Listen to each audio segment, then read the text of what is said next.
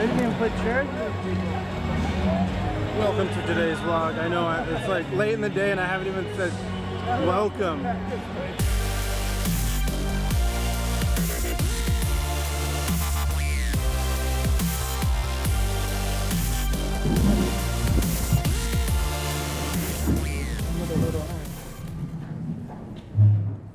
What's up, guys?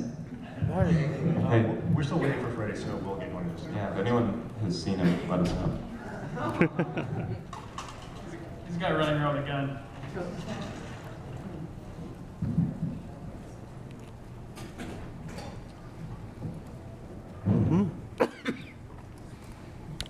Come up here. But as you may or may not be aware of, you guys from Dolby have been working with us for the last few months here, and we're going to be showing you guys some surround sound mixes of our videos. You've seen them both already, but you have not heard them like this. As you can see, there are speakers all around the place, and from what I hear, it's going to be pretty awesome. It'll be my first time hearing it too. Yeah, we should probably run like into the middle of the room and watch it. Yeah, we might have to. Yeah. Well, but you guys are really well known, obviously, for being fantastic visualists, and your use of VFX is really heavy. But before we kind of get started, I just wanted to hear from you guys about, what's your philosophy of sound and why is it important to you? Yeah, for sure. well, I would say like it's kind of an interesting thing. Because at first, when we started shooting videos, actually we ended up throwing around the idea that like you should be able to understand everything without sound. That, people should be able to watch it on like mute on their phone or something in a crowded space where they can't really just like blast audio. But like over the last few like year or two, honestly, since then, like even though like we still try and adhere to that, just because we're putting videos online, they need to be like international. Like if we're dealing with dialogue, people should understand what's happening, even if they don't understand the words being spoken. But more importantly, I'd say like over the last few years as we've been creating videos, like the amount of like energy and work that goes into sound design like completely changes how people perceive things on screen. Like the choice of sound design between certain like impacts completely changes like your perception of scale for objects and everything like that. And so only recently have I feel like I'm getting comfortable with it because I'm an amateur. These guys are the pros. But well, not but yeah. Yeah, I beg to differ a little. I mean, when it comes to sound design, like it can save you a ton of time when it comes to matching it with visuals. Like, if you need to do a car crash, like you could sit there and be like, oh man, I have to buy 2 cars and I have to crash them into each other and it's gonna be really expensive.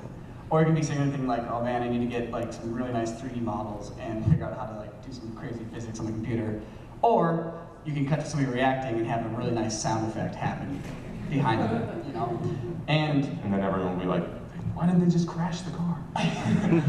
But when you use sound correctly, or not correctly, when you use sound strategically, you can really save yourself some time and really save your energy for showing a moment that you really need to show, and then if there's other crazy plot points or spectacle that you need to get across but aren't quite as important, you can kind of relegate that off to sound. You can also use sound to tell a story really fast when it's combined with like fully fleshed out visuals. Like if you have a picture or a frame for your piece and it's like packed full of information, like there's people doing things and the audience needs to pick up on a ton of details, you're kind of already at your maximum with the bandwidth of information you can give to them through that shot. And so then if you need to get even more stuff across quicker and sooner, then you have to start turning to sound and thinking about how you can tell the story with sound to complement the story that you're telling with visuals. So there's a lot of things you can do there. And it just so happens it's a little bit easier, not to discredit anything, but it's a little bit easier to flesh out a scene with sound than it is like with visual effects. It's just easier on a computer, it requires a little less resources, but that's good. That's something that you want to leverage to your favor.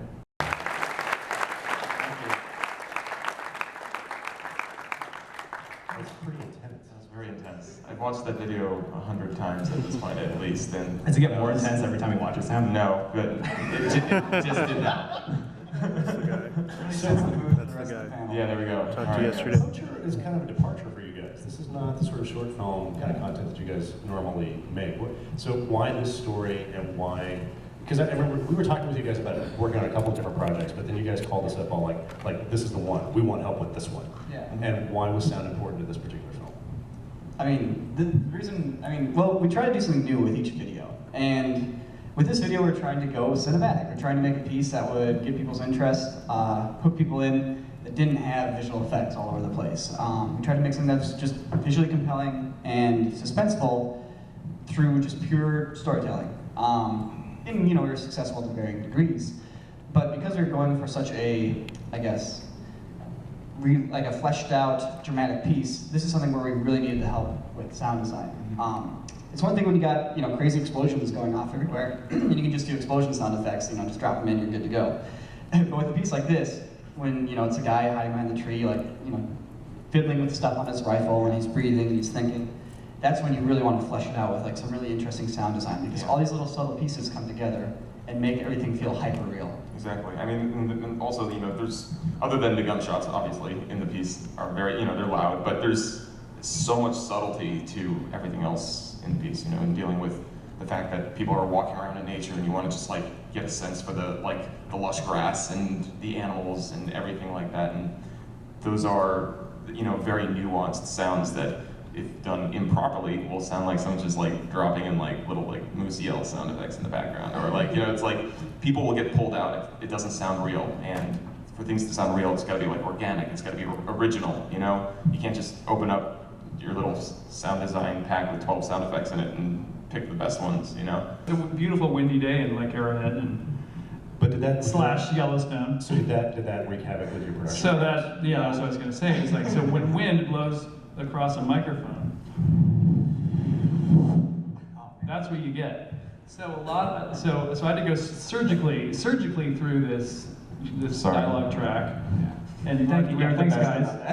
There's this thing called the windsock. No, they don't know. When it's so windy out, it actually doesn't. Literally had a windsock. Doesn't help. Sure. Literally a sock would help. It was literally a sock. I'm serious. We left her, we have this huge one that we left behind. So we did have to do ADR, if you don't know, stands for automatic dialogue replacement, and it's not automatic. And there's nothing automatic about it.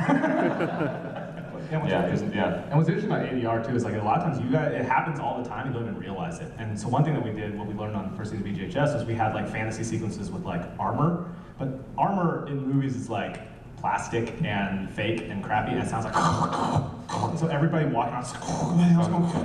So Game of Thrones, the whole show, if they're outside at all, it's the actors have come in, I guarantee you, and replaced their dialogue. There's no way with the armor they're wearing. So. Plus the swords, the shields are usually plywood and wood. And yeah. So what's nuts is a lot of times, there's a lot of times you'll go back in, and to get the sound right will be a completely artificial process. You're literally watching a screen and saying the same things that you said in order to make it sound right. But nobody, you watch Game of Thrones, and you're not oh, this sounds like they're in a recording studio later. No, you're in with it, But if you heard what they're actually recording, it's this is the worst show I've ever seen. On the trailer for VHS 3, which you're about to see, I'm actually kind of amazed that we haven't had to do that. But I'm sure in the episode there'll be a lot of dialogue replacement that we'll have to do when it's not. But for people who don't, obviously ADR that's a big deal, and it requires a studio. Not always. You can we've done ADR just on location while with recording to a laptop. We've done even just go oh, this is an outside scene. Hey, let's go outside just to kind of match the sound of it. Right. Because it's in your bedroom, it's not gonna sound the same as outside. So you just go outside with the same camera and just be closer. And it's all right, say the same thing again, and then that is often times. Yeah. Or even if there's any doubt, just pull off to the side for a little bit if it's a spot you don't want to go back to, or a location, and just say the lines a few times in a slightly better circumstance when you're not moving or something like that, just so you have something there later. It's a great point. There's actually the very famous film editor Walter Murch has a great saying. He's we've trained audiences for the past 30 or 40 years to accept degraded film stocks and scratchy images as part of the aesthetic that we're trying to it's a choice. But you put bad sound in front of an audience, and they presume that you're technically incompetent, you don't know what you're doing.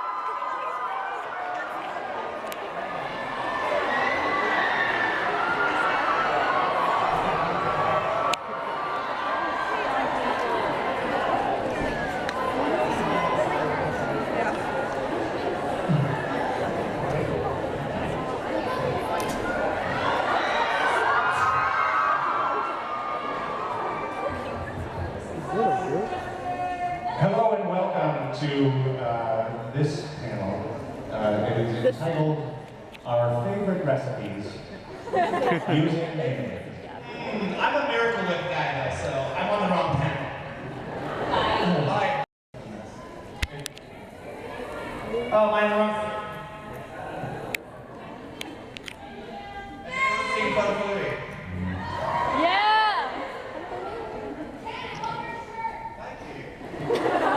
I love it when your shirt's off. So as a moderator, I completely lost control of this panel in the first 30 seconds. So the panel is a guide to blogging, and we're going to go a little bit off script, and we're going to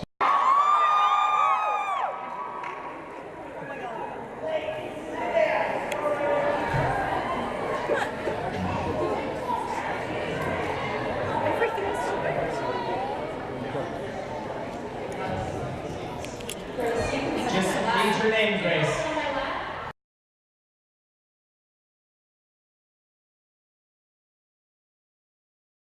I can remember everything. Just got out of Guide to Vlogging. Yes, It we was did. pretty good. Funny. Right now we're doing special effects, how and why, Corridor Digital, Final Cut King, and some other visual effects people. And then we're going to have a $10 hot dog Yes, for lunch. because we really need to eat. I'm hungry. It is going on 3:15. We had breakfast at 8:30. There's nothing but standing in line and going to panels. Yes. But it's worth it. Hopefully we make it through this next 45 minutes.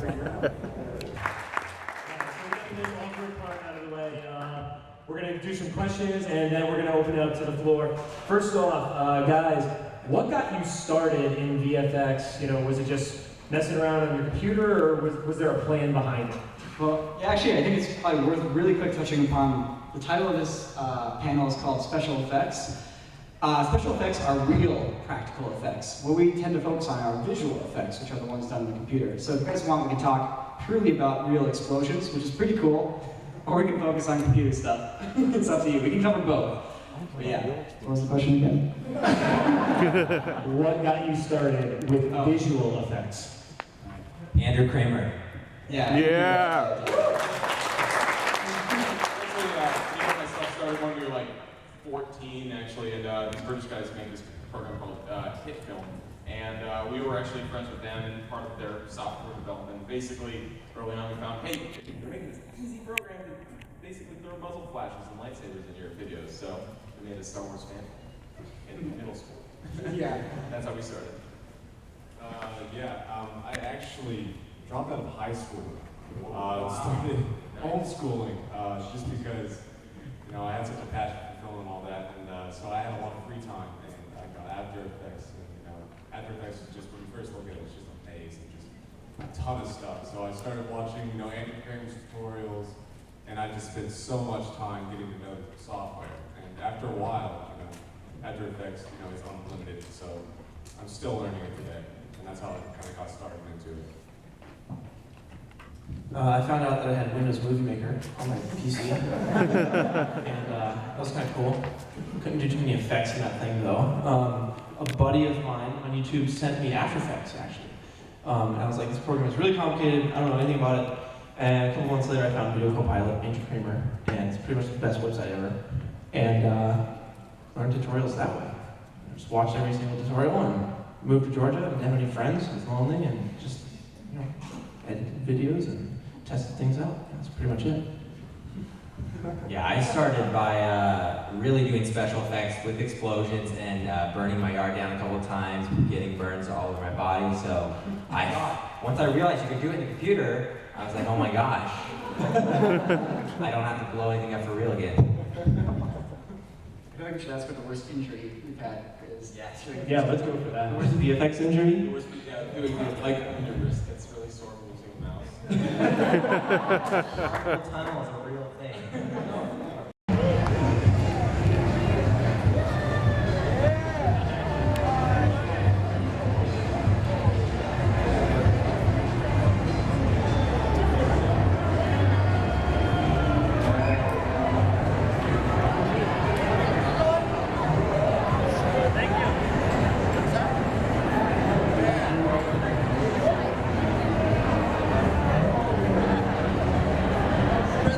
What up, group hug? We'll hug you. If you want it, we'll hug you. All right? Just don't be weird about it. Let's not make a big deal about it. Just give us a little hug if you want it.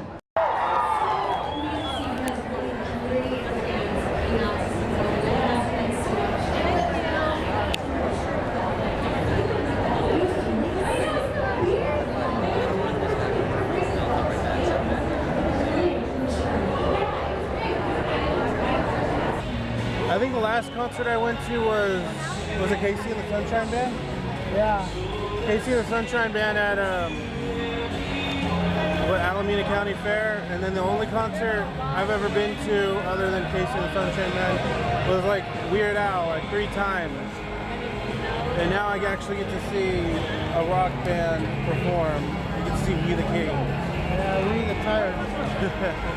Ladies and gentlemen, please welcome to the VidCon stage, Megan Toya. I'll be fine, better if you stay. Here's a changing, and I need a brand new plan. I won't stay away. Please welcome to the stage, Boxo. Yeah, let me hear it.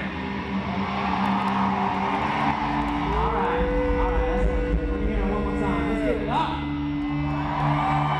Yeah. Hold on, let me take a picture in a second. You guys ready to cheer? 3, 2, 1, 2.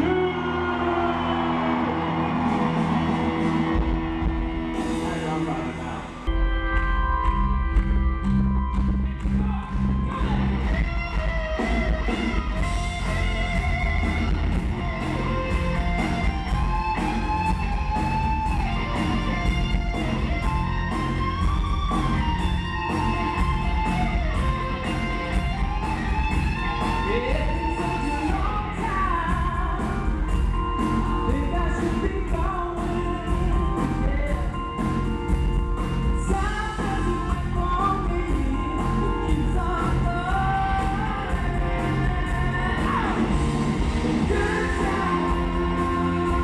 I think you guys might know this one.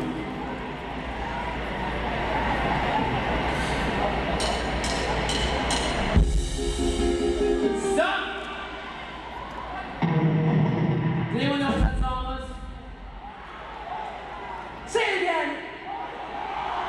Do you guys know the words to the chorus of the song? Are you ready to sing along? Alright.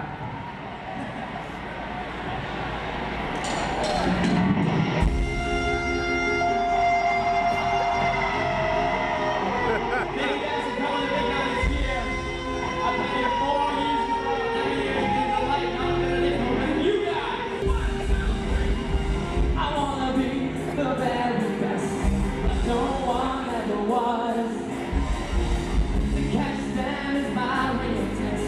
To train them is my call.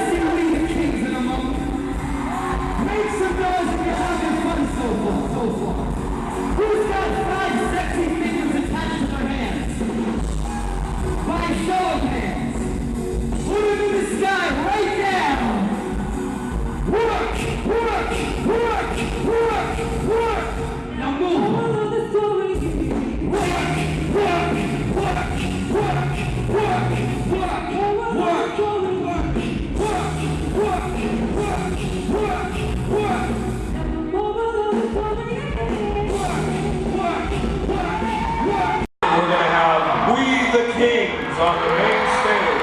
Yes, we the King.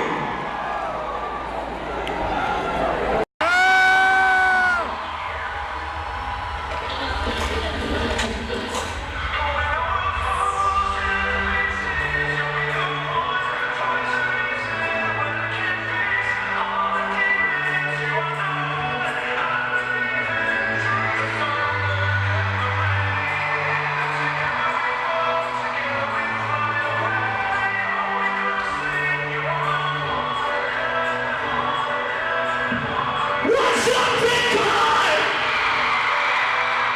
Please put your hands in the air. Show the Queen